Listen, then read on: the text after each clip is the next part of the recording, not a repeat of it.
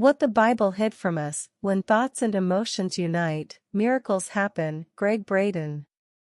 There is a sacred truth that has been buried, edited, and forgotten across centuries of spiritual tradition, especially within the texts we now call the Bible.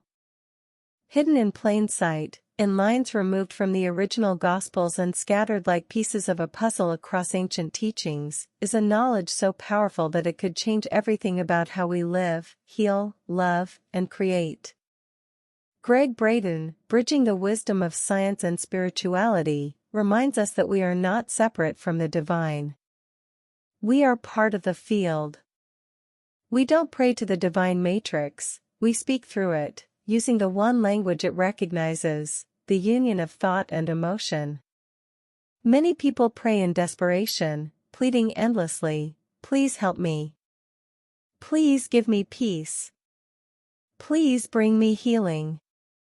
But nothing happens. Why? Because the divine field, the source, the quantum matrix, God, does not hear our voice.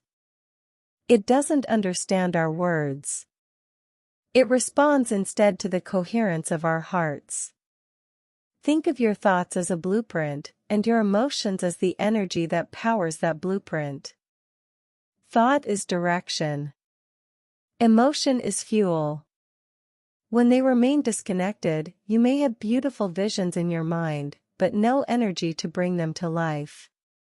Or, you may have deep emotion, grief, longing, fear, but without focused thought, it creates only chaos. But when thought and emotion are united, when your heart and mind speak the same message, a kind of resonance is born. This resonance speaks directly to the field. This is the ancient secret. Feel the feeling of the prayer already answered. The language that the field recognizes. Every morning, your heart emits electrical and magnetic waves. These are not metaphors, they are measurable in real time. The electromagnetic field of the heart is thousands of times more powerful than that of the brain. It is this field that speaks the language of creation. To ask for something, then, is not to beg. It is to embody the state in which the thing is already true. If you want peace, feel peace. If you want healing, feel healed. If you want love, feel love already blooming in your chest. When you become the prayer, you become magnetic to its reality. Lost lines from the Gospel. There are ancient manuscripts, such as the Dead Sea Scrolls and the Gnostic Gospels, that contain teachings removed from the modern Bible.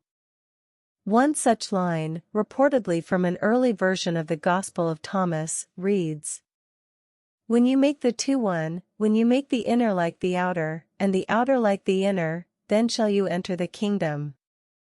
What does this mean? It is a spiritual physics. When your inner thought and emotional vibration match your outer intent, you create a coherent signal to the divine matrix.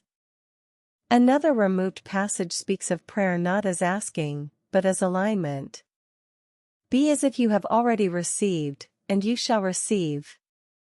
This aligns perfectly with modern quantum understanding and heart-brain coherence science. It also echoes the wisdom of the indigenous traditions. The Navajo medicine man does not pray for rain. He becomes the feeling of rain, he feels the cool water, the scent of the earth, the wetness on his skin. In that vibrational truth, the field responds. Examples of coherent creation. Imagine someone who is battling an illness. Instead of pleading, "Please heal me," they sit in stillness and feel what it would be like to be whole again.